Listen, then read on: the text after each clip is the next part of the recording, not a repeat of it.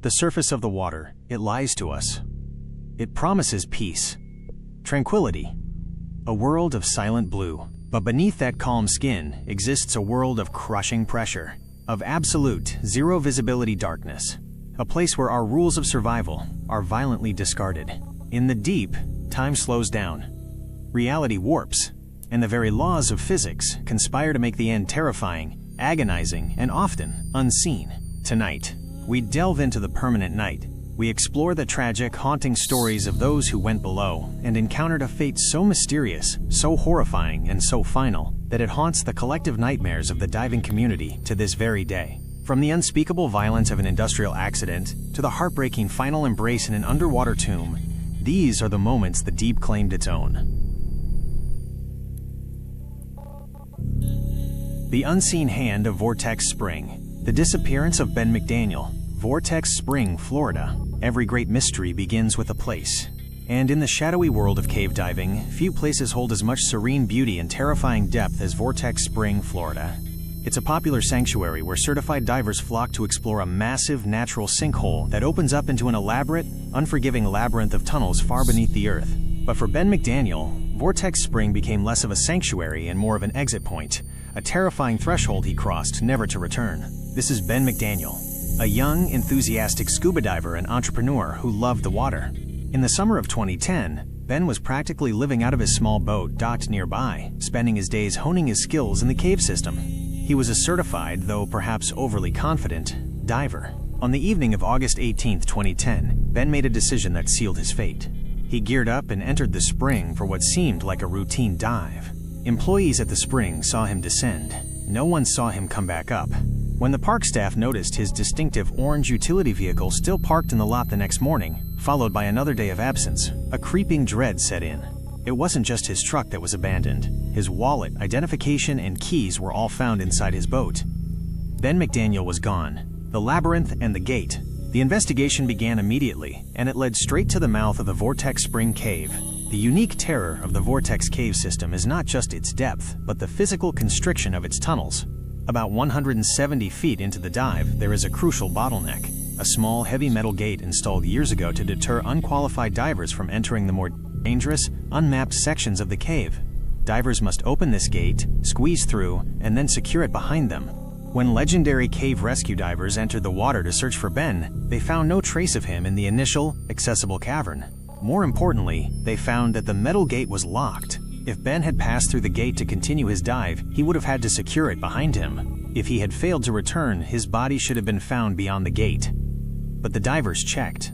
They swam into the deepest, most dangerous known sections of the cave where no recreational diver should be, where the water pressure alone is enough to induce fatal nitrogen narcosis. Ben's body was not there. The unthinkable possibility. This is where the story twists into true, haunting darkness. The lead recovery divers, including renowned expert Eduardo Terran, reached a staggering conclusion. Ben McDaniel's body is not in the cave.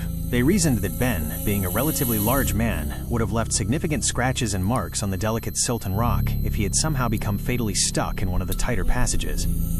He didn't. They also theorized that the narrowest known passages leading into the deepest sections would have physically prevented a man of his size from passing.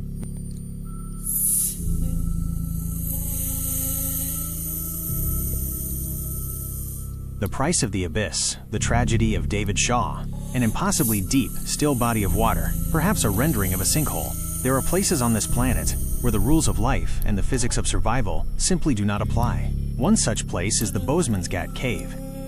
Bushman's Hole, located deep within the arid, desolate landscape of South Africa. It is not just a hole in the ground, it is the third deepest known submerged freshwater cave in the entire world. A place of crushing pressure and eternal darkness. And within that darkness, a body had waited for 10 years. In 1994, a young recreational diver named Dion Dreyer disappeared here. Somewhere, deep below the surface, his life was violently, suddenly taken by the cold, the depth, or disorientation. Search efforts failed. The consensus was clear. Dion would remain a permanent, unseen resident of Boesman's Gat, until a decade later, in 2004, technical diver David Shaw was one of the world's most accomplished and respected technical divers. He lived for the extreme, for the challenge of the abyss. During a record-breaking solo dive to over 270 meters, nearly 900 feet, a depth that induces tremors and hallucinations in the human brain, Shaw discovered something impossible. He found Dion Dreyer. The body was not merely resting on the silt. It was floating, held buoyant by the air trapped in the wetsuit. The remains were eerily preserved by the cold, and they were tethered in an unsettling, unnatural way, the hands suspended strangely above the head. Shaw decided then and there he would attempt the impossible. He would come back and bring Dion home. The plan was audacious. On January 8, 2005, David Shaw began his descent. This was not a simple dive. It was a recovery at extreme, life-threatening depth. Every single breath, every subtle movement, every minute detail of the plan had to be perfect. The operation took a massive team, but at 270 meters, David was utterly alone. As he reached Dion's remains, Shaw began the delicate work of cutting the body free from the line that had held it suspended for 10 years. It was here, at the deepest point of his life, that things went catastrophically wrong. The recovered footage from Shaw's own helmet camera paints a picture of sudden chaos. Strong currents, previously unseen, surged within the cave. The silt, disturbed by the motion, instantly plunged the area into a blinding, oppressive zero-visibility fog. Shaw, likely suffering the crippling effects of high-pressure nervous syndrome, tremors, dizziness, confusion, struggled. The recovery bag tangled. In a desperate attempt to free the remains, he lost control of his own lifeline. The last moments captured on his camera are moments of frantic, uncontrolled struggle, deep in the pressure-crushing darkness.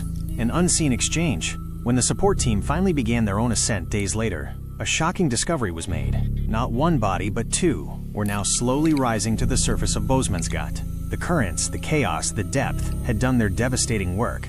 David Shaw, the rescuer, had tragically succumbed to the abyss, dying right next to the man he had come to save. It is a story of unmatched dedication and unparalleled tragedy. 10 years the cave held one man, and when a hero came to retrieve him, the cave simply claimed another.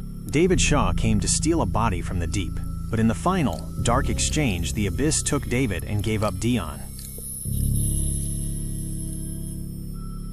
It's chilling to realize how quickly the serene blue can turn into a deadly trap. Which of these terrifying underwater incidents stuck with you the most? Let me know in the comments below.